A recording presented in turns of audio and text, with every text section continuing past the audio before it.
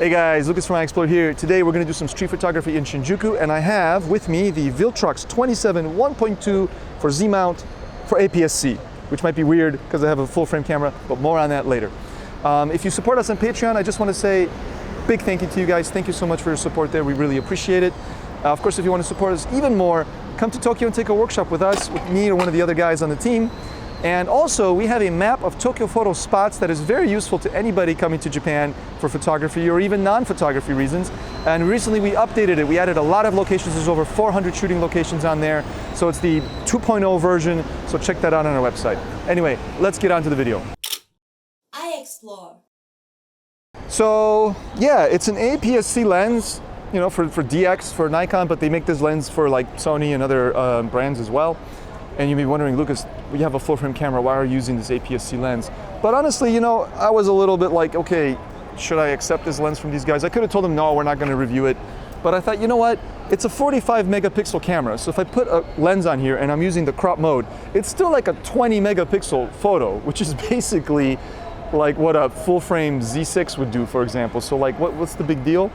And then, the other thing is like, it's a big aperture, so like, why not? And so the 27 with the crop though becomes about a 40. So I have a 40, I have a 40 f2 that I like to use. So this is like a 40 1.2. And already I want to shoot a shot over here. There's a cool thing that I like to shoot, and I think this is gonna look great with a big aperture because we have the neon reflecting in this like piece of glass here.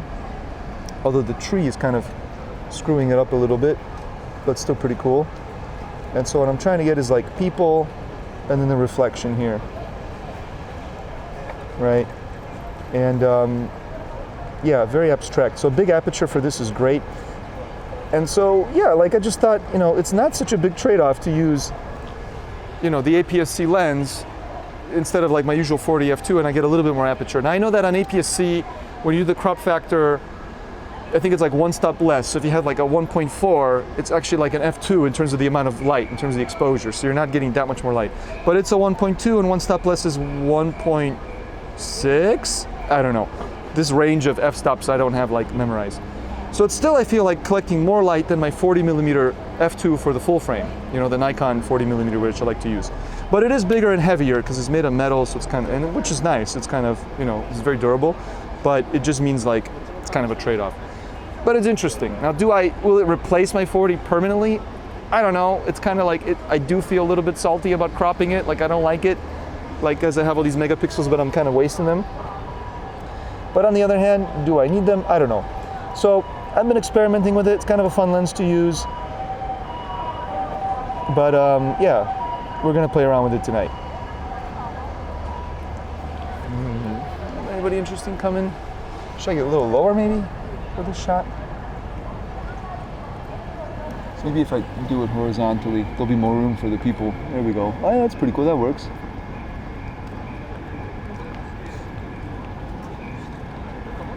I realized I was on 400th of a second, just kind of, that's what my shutter is on, almost, like I just kind of leave it on that speed.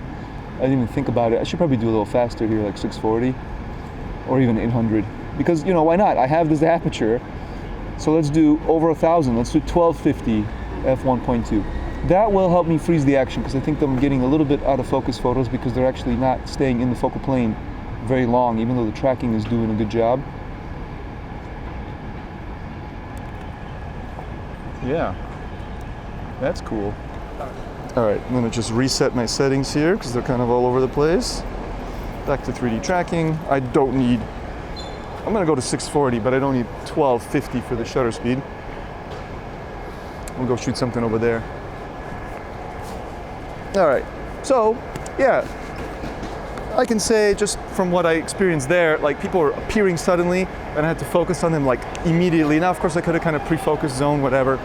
But with this camera, I just rely on the autofocus. And the AF worked great with the lens. Like I didn't feel like it's any faster or slower than any of my other, you know, Z-mount lenses. It seems to couple well with the camera, which is always the concern when you're using a third-party lens. So I don't know, this seems to be no problem there. Now a little bit of feature about the lens, it has an actual dedicated aperture ring, right there, which has like, you know, it's clicky, but then there's a switch and then it's buttery smooth. So I guess that's, you know, for video. Doesn't really matter to me. I just keep it on auto and I'd rather use the dial. I used to be a big proponent of the aperture ring but I got used to not having one, and I find it just faster to use the dial. But it's there, and it has a nice click to it. Works well. So yeah. And then there's an AF MF switch, and then there's like a, like a function button, which even on my Nikon lenses, I almost never use this button. So I just never got used to it. I know it's useful, but I don't know. I don't use it. So I just treat it like a normal lens. Yeah. So the other lens I compare it to in my arsenal is my 28 1.4. Overall, I prefer my 28 1.4, and obviously it's wider than this. It's a this is a 27 with the crop. That's a 28 for real. But I could also shoot that 28 with a crop if I wanted to, right? So I would actually rather shoot maybe that one completely full frame and just crop it later in post, right? And it's a 1.4. This is a 1.2. That's not too different. So yeah, I don't know if it's going to stay with me forever. But it is a lot cheaper than that 28. I think this is like $1,000 or so, maybe 800. Don't quote me on the prices. I never remember this stuff. Whereas the 28 is like well over 2,000 or something like that. So it's a better, like, as we say in Japanese, cost performance, I think. But it's more pricey than the, than the 40, the Nikon 40. So I'm gonna shoot this iconic view because, why not? It's very iconic. I'm gonna shoot it wide open because why not? Let's see how it handles that. Yeah, we could do 1/100th of a second there. Nice, and actually I am not going to shoot it wide open because that overexposes it, and I'd rather have a 50th of a second to make sure the lights and everything are not flickering or whatever for this view. Beautiful dusky blue hour right now. There we go, neon to the max. Gorgeous. Although there is this nice kind of vignette. I kind of like a vignette on, I don't know why I'm showing this, it's going to be on the screen. But I like a vignette that is caused by like a wide open aperture because it makes the center of the frame kind of glow a little bit. Let's do another wide open one. Nice. Yeah, great. Cool. Let me see if I can get a cool reflection shot here. But I think 40 equivalent is a little bit too tight. That's okay. And with the 1.2,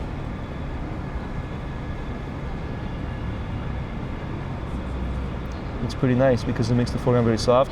This would be better in the rain. Nice. A very classic shot, And I mean, it looks tack sharp at 1.2. This is not my first time using the lens. I took it out for spin for like one shoot. Let's go back over that way. I took it out for one shoot, and I did find the photos in post to be really sharp. And I'm seeing on the back of the screen they are now as well. So it's a really good lens at 1.2. Well, let's get this car going through with the reflection on it. Oh, that looks nice. Come on, Neon, come back. There's one more shot I want to try right here. Forgot about this one. I like this kind of green stuff. These green lines here, and then the red in the background. And again, with 1.2, let's see how much bokeh we can get there. Nice. It's kind of cool. I deliberately made everything out of focus, like the subject's out of focus, but let's try to get someone in here, kind of sandwiched in. Is anyone coming? Ooh, there's not someone coming, there's a guy standing there. Okay. There was so much going on there visually, it was kind of hard to get the focus just right. All right, let's keep going.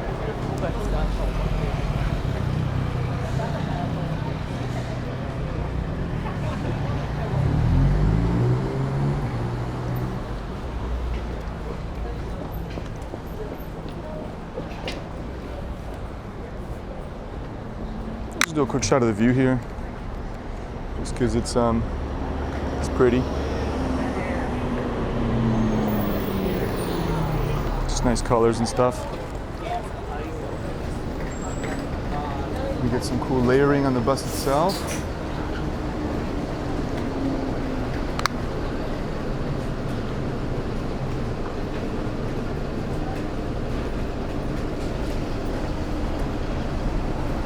Get the bus driver over there.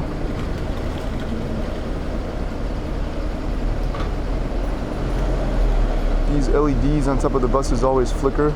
Oh, but he turned the light off. So it's not as interesting anymore.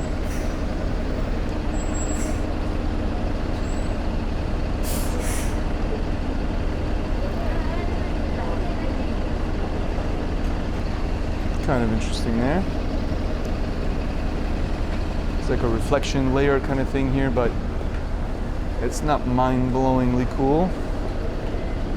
Oh, maybe this is better.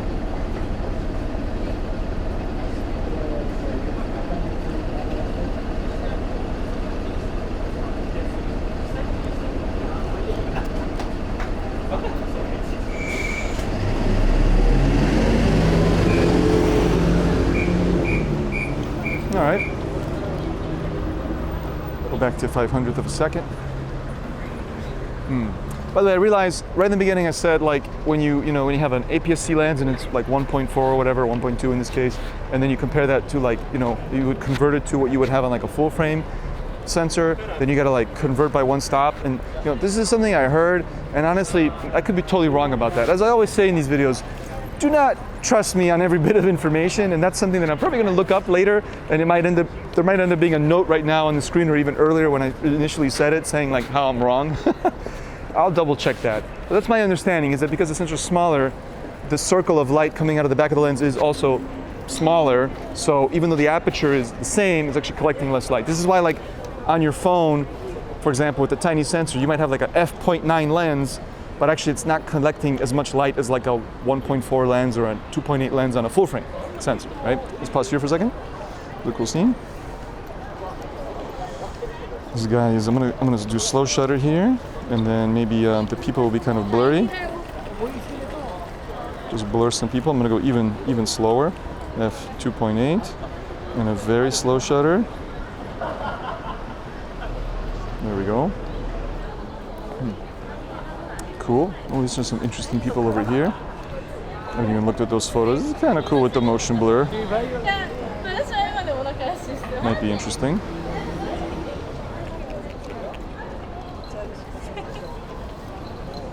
So they're both just on the phone though.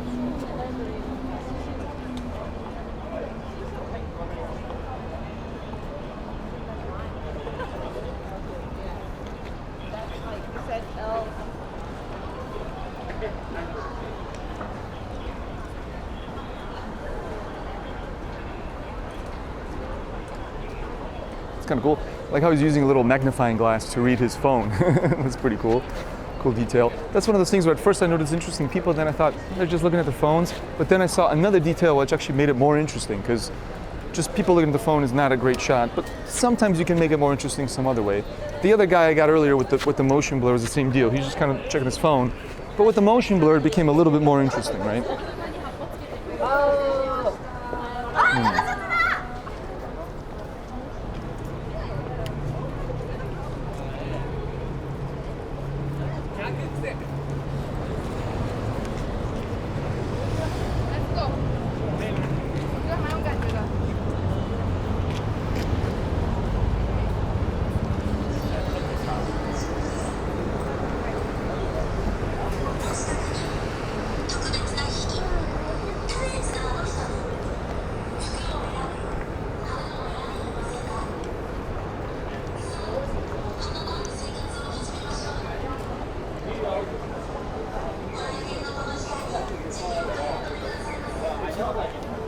So you know what I learned? When they say it's a 30% chance. Yeah, I wanted to say that, yeah. I gotta say, between the camera and the huge aperture lens, the AF is awesome. I mean, one thing that is great about the big aperture, either way, I mean, it's great in general, but like the bigger your aperture, my understanding is the better the AF is gonna be, because you're literally giving the camera more light to work with. That's my feeling. So I feel like when I'm focusing these kind of quick scenes like I just did, kind of a drive-by shooting, then the camera just focuses really well when I give it a lot of light with the lens like this, or my 1.4 28 or something like that. Yeah. Now, was that a great shot? Was it worth shooting? I don't know. Damn, that is really sharp. This is a very sharp lens, wide open. I mean, I'm impressed. It's very good. And like I said, the AF is great with this lens. Cool. So next, we're gonna go into memory lane. Classic. You know, been in there many times on many videos, but I want to showcase the lens. I want to do right by the lens. I think this is a great environment. It's the kind of environment you're probably going to use this lens in fact. But first, I do like this guy having a dinner over here. This is kind of a nice scene. Can we make this an interesting shot? All right, let's keep going. Let's go in there.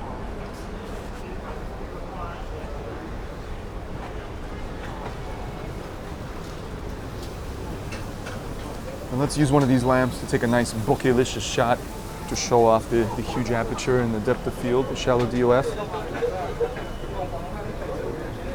So like maybe this one here.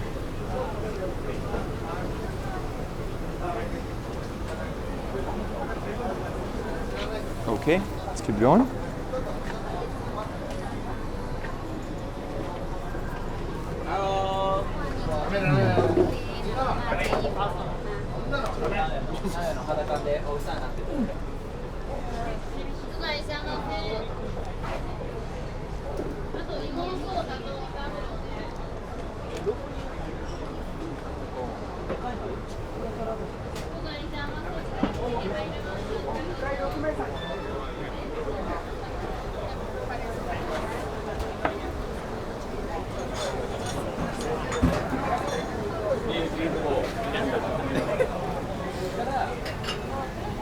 It's getting pretty crowded in here.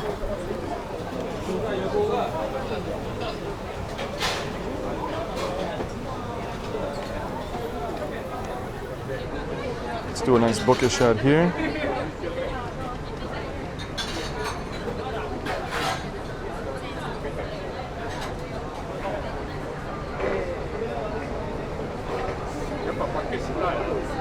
I know it's just a shot of a lamp, but it is a beautiful shot of a lamp. And I'm just trying to showcase the lens. I think it shows off what the lens can do here very well. You get this gentleman here. Nice.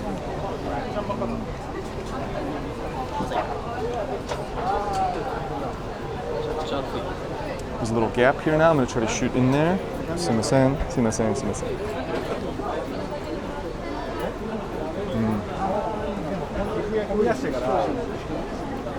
There we go. It's pretty cool. That's great. I gotta say, for this kind of fast-paced, chaotic shooting, Z9 is just incredibly good. Incredibly good. It just keeps up. I'm just like, that, I want that, I want that, I want that. And the camera's like, okay, here you go. And the lens is keeping up too. So if it keeps up with my frenetic pace of shooting and this incredible camera, it's a good lens. So which means if you throw it on your actual APS-C camera, I think it's great. And it works great as as in crop mode on the full frame camera. One thing I wish I could do though, which I know you can do on other, like on, for example, on my D4, right? My full frame D4. I know for a fact, because I've done it, I put an APS-C lens on there, like a DX lens, but then I put it into full frame mode, which means I could see the circle. Like I would actually get like this very intense vignette, and it was kind of cool. It was like you get like a circular frame, and yeah, I wish I could do that in this camera, but for whatever reason, when I have the DX, the APS-C, what Nikon calls DX lens on there, I cannot tell it to shoot in full frame anyway and just have the crazy vignette or the shadow on the outside. Just can't do it. I wish you could, because that might be interesting to have this like you're looking through a keyhole kind of thing. And then I could just crop it myself later if I want to, right?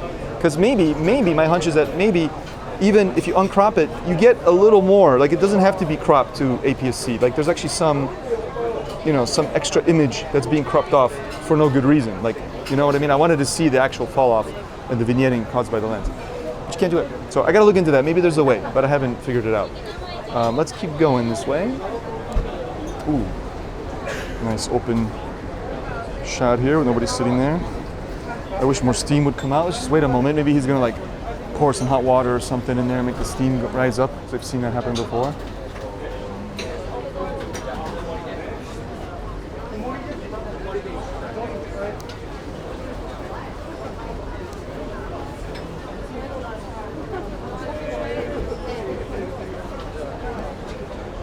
Well, that's cool. Well, that was not bad when he like picked up the noodles really high. That was pretty cool.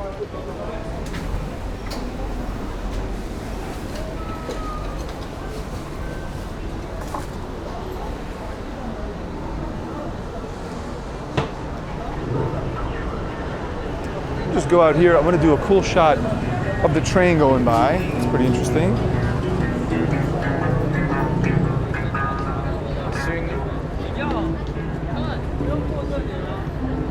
All right, I want to get this kind of classic shot of the train. Oh, there it is. Wow, that was quick. Come on, Neon, cooperate. Nice. Cool.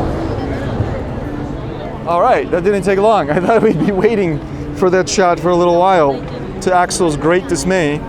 But no, it just appeared, and we just got it. It just showed up, and the neon light cooperated. Awesome. Could have done a slower shutter, but it's all good. All right, let me just put my settings back so I don't forget for later. But I think we'll end it there, guys. There you have it. The Viltrox 27 1.2 for APS-C. This one's for Z mount. Probably great for video. I shoot a little bit of video, but if it's good for photos, good for video. What I'm impressed with is it plays with the Z9 beautifully. The AF was awesome. The lens is mega sharp, wide open. So if you're in the market for a lens like this for APS-C, it's probably a buy.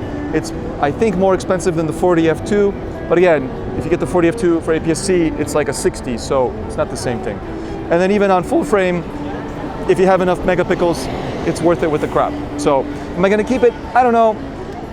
My 28 1.4 is like awesome. So, and I don't like to have too many lenses, too many options, but I'm definitely not disappointed in this lens. So that's my verdict. Remember, we're not a gear review channel, so take everything I say with a grain of salt. Maybe if you do side-by-side comparisons, it's totally different, whatever. All right, so thank you guys so much for watching. I'll catch you guys in the next video, and remember, always challenge your eye. Basta. That's how we do it.